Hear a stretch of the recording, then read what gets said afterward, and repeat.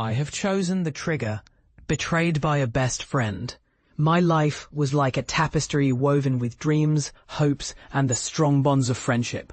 I was a hard-working man, dedicated to my career, investing countless hours into building my dream startup.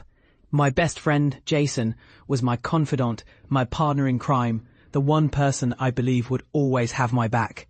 We shared everything, ideas, dreams, and even our darkest fears. I trusted him with my life, and I thought he felt the same way about me. We would often sit in my cramped apartment, sketching out plans for our future, raising glasses to the idea of success that we both believed was just around the corner. I poured my heart and soul into our venture, convinced that together we could conquer the world. But little did I know, betrayal was lurking just beneath the surface. It was a seemingly normal day when the storm hit. I had just returned from a meeting with investors, feeling elated. I opened my laptop, only to discover an email that turned my world upside down. My heart raced as I read the words that felt like daggers piercing my soul. Jason had taken everything we built together and left me out in the cold. He had secretly pitched our idea to another company, a larger corporation, and convinced them to buy him out, leaving me with nothing but the wreckage of what once was. I felt raw, vulnerable, and utterly betrayed. The man I had considered family had turned into a stranger overnight, driven by greed and ambition. The emotional collapse that followed was suffocating. I felt as if I had lost not just my career, but my sense of self.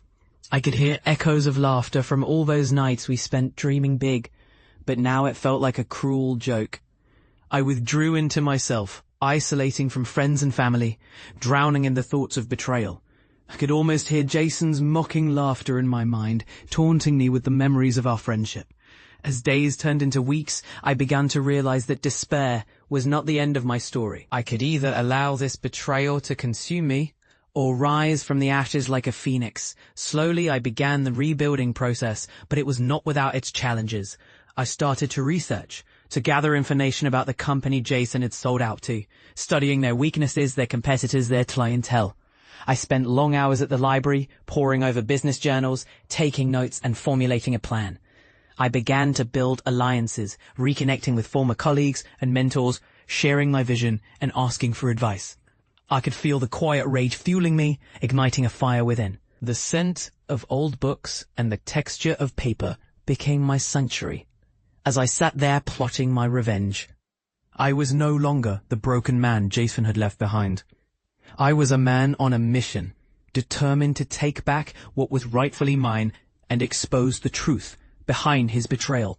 Months passed, and I had created a new business plan, one that would be even more robust than the original idea Jason had stolen. The idea was not just to compete, but to dominate the market, while keeping the shadow of betrayal close to my heart as a reminder. The day of reckoning arrived during a press conference, a moment I had meticulously planned for.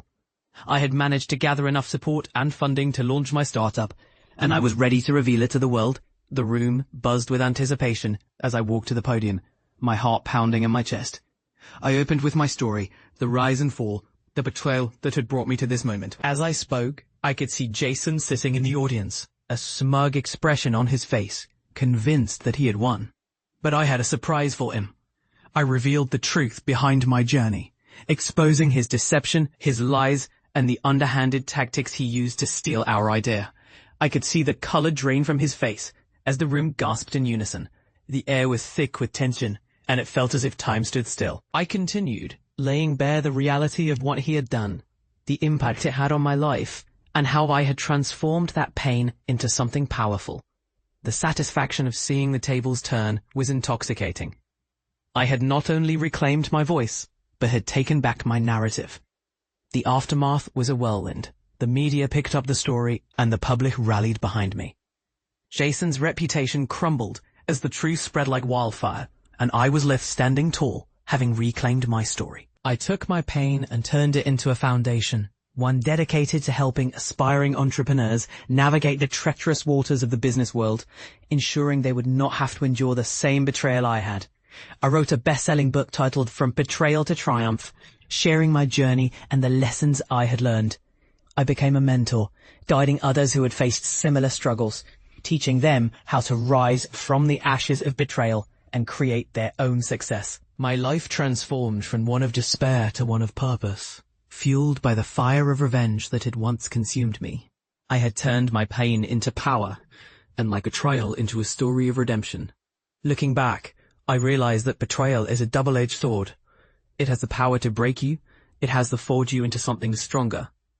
I chose the latter, using the lessons learned to fuel my passion for helping others. I stand here today, a testament to the power of resilience, and I am grateful for the journey that brought me to this moment. If this story moved you, like, share, and subscribe to this channel.